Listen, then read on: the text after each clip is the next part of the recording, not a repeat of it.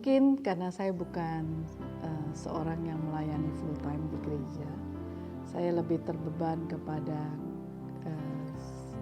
satu konsep-konsep bagaimana cara hidup, cara kita mengelola hidup yang benar dan baik.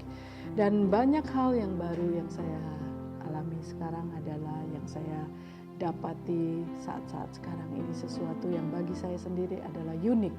Bagaimana kebahagiaan rumah tangga itu sangat ditentukan dengan hubungan suami istri yang baik, yang satu sama lain saling memuaskan. Bahkan ada satu masukan yang bagus untuk saya, yaitu ketika seorang pria itu sudah dapat dipenuhi dengan hal seksualnya, maka tidak akan pernah ada lagi pria yang menyeleweng.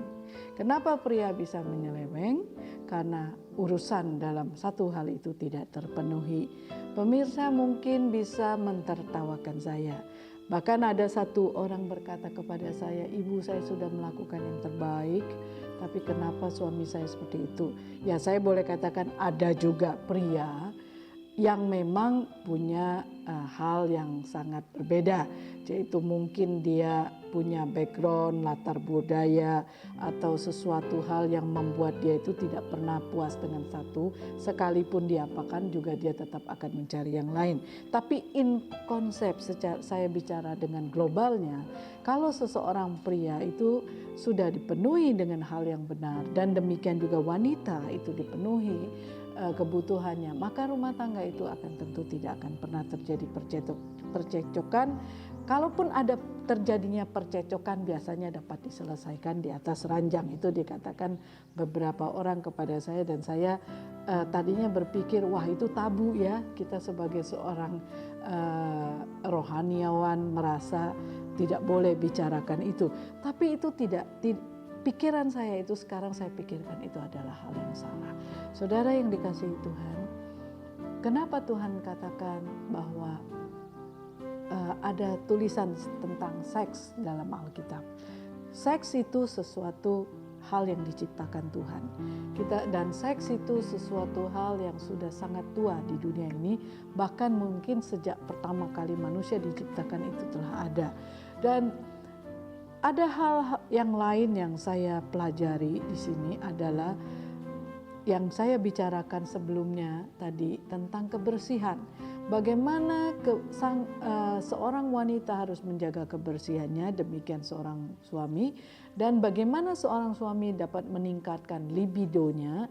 Dan kita tahu beberapa kendala seperti bunga melati itu meningkatkan libido seks, dan kita tahu itu banyak di Indonesia. Dan juga kita tahu juga banyak bunga mawar yang menimbulkan rasa gairah, rasa dicintai ketika ada perasaan tidak dicintai, dan itu bisa menimbulkan perasaan cinta. Dan ketika seseorang merasa dicintai, dia tidak akan pernah berlaku aneh-aneh. Dia tidak akan menunjukkan sifat yang mencari perhatian atau melakukan hal-hal yang tidak benar di luaran lagi.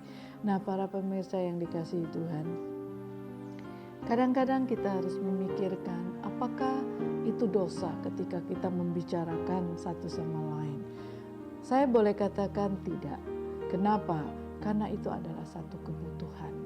Seks itu adalah satu kebutuhan, seperti makanan yang kita makan sehari-hari. Seks itu pun adalah satu hal yang merupakan kebutuhan yang sangat penting untuk satu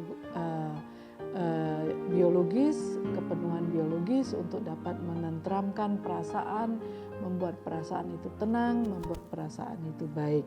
Hanya seks itu akan salah kalau itu dipergunakan dengan salah. Melakukan dengan pasangan yang berbeda-beda akan menimbulkan penyakit. Melakukan dengan pasangan yang tidak sepadan akan menimbulkan keanehan. Misalnya seorang kakek-kakek menikahi seorang wanita yang mungkin usia 30 tahun misalnya, contoh ya. Dan itu merupakan satu keanehan. Seks yang tidak digunakan dengan sesuatu konsep yang benar itu akan merupakan satu hal yang sangat tidak benar. sesuatu yang akan menjadi tidak memberkati orang lain. Tapi ketika seks itu dilakukan dengan pasangan hidup yang benar, dikelola dengan baik, diperhatikan dengan baik, dijaga kebersihan dengan baik, dan melahirkan keturunan yang baik, melahirkan keturunan yang indah, yang diberkati Tuhan. Dan itu sangat penting untuk kita. Nah, beberapa banyak kita tahu hamba-hamba Tuhan jatuh oleh karena affair. Mengapa affair itu bisa terjadi? Tentu affair itu terjadi karena ada hubungan seks. Nah, kenapa ada hubungan seks dengan satu pasangan yang berbeda? Itu terjadi karena pasangan yang satunya tidak memenuhi dengan yang benar.